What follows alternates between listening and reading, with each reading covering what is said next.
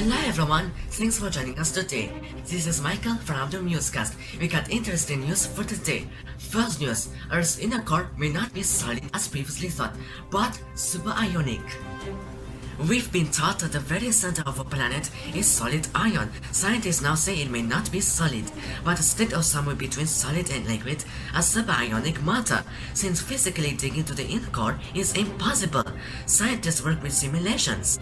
A recent study conducted by physicists at the Chinese Academy of Science and published in the journal Nature analyzed seismic waves generated by earthquakes and created simulations that mirror the pressures and temperatures at the inner core. The results reveal superheated solid iron in liquid states made up of hydrogen, oxygen, and carbon.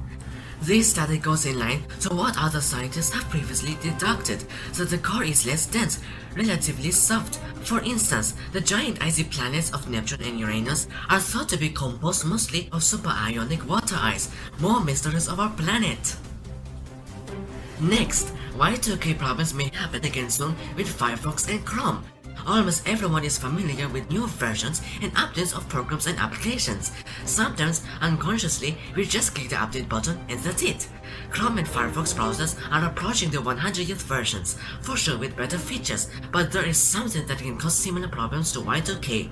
Y2K was a widespread computer programming shortcut that was expected to cause extensive chaos as the year changed from 1999 to 2000.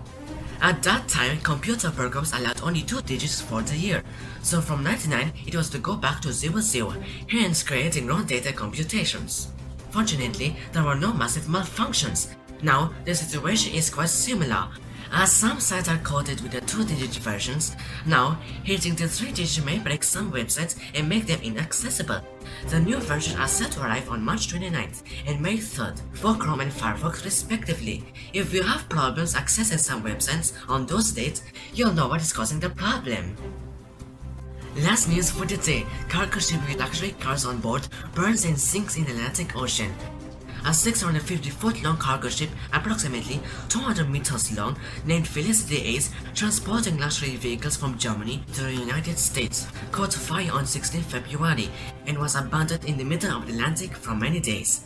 All 22 crew members managed to escape and were rescued safely by the Portuguese Navy. The cause of the fire has not been determined, but lithium-ion batteries in electric cars caught fire and kept the place alight.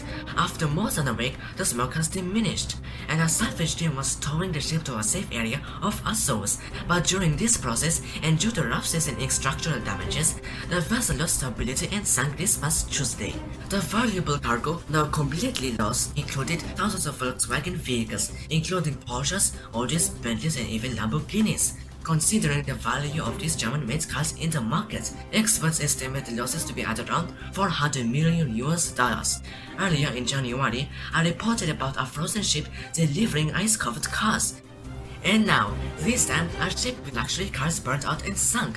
What a waste! Even more, considering the supply chain struggles since the start of the pandemic. That's all for today. Thanks for watching.